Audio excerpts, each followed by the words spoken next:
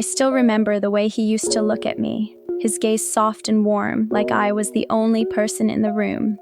Every time we talked, his smile lingered just a little longer than it should have, and the way he laughed at my jokes, like they were the best thing he'd ever heard, made my heart flutter.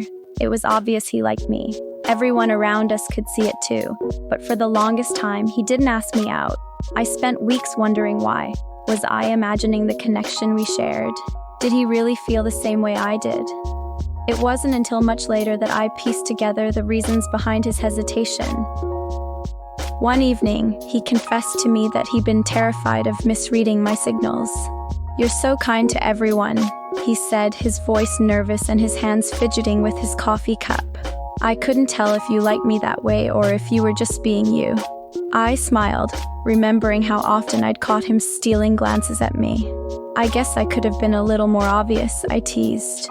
In truth, I thought my feelings had been crystal clear, but looking back, I realized he had no way of knowing. Another reason he hesitated was something he revealed after we had been dating for a while. "I was scared," he admitted one quiet evening as we walked through the park. "I've been hurt before, and I wasn't sure I was ready to risk that again." My heart ached hearing those words. I could see the vulnerability in his eyes, and I wished I'd understood sooner. I held his hand a little tighter and told him, "I'm not here to hurt you. Let's take things one step at a time." There were days when I noticed how stressed he looked, balancing work deadlines, family responsibilities, and his own personal goals. "I wanted to ask you out so many times," he told me later, "but I didn't want to start something with you until I could give you the time and attention you deserved." I was touched by his thoughtfulness. "You don't have to be perfect," I said, cupping his face in my hands. "I just want you. We can figure the rest out together." "Do you know how many scenarios I ran through in my head?" he once confessed, laughing nervously. "I kept thinking, what if she says no? What if I ruin our friendship? What if you just asked me out sooner?" I teased, grinning. "We could have been here ages ago." He chuckled, his ears turning pink. "Yeah, I know. I was overthinking it. Big time."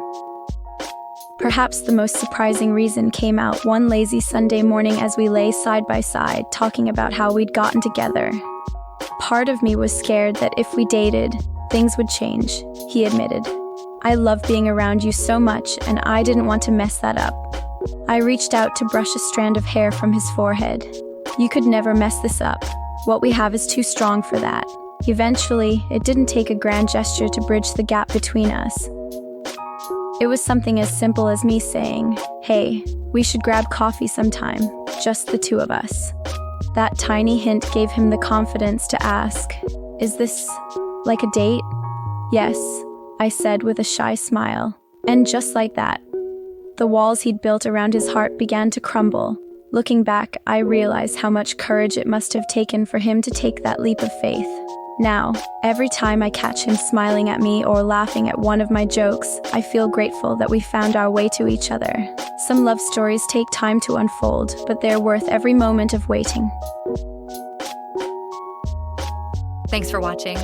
If you enjoy this content and want to learn more about the psychology of the mind and heart, don't forget to subscribe and turn on notification. Give this video a thumbs up and share it with others who might find it helpful. Your support means a lot.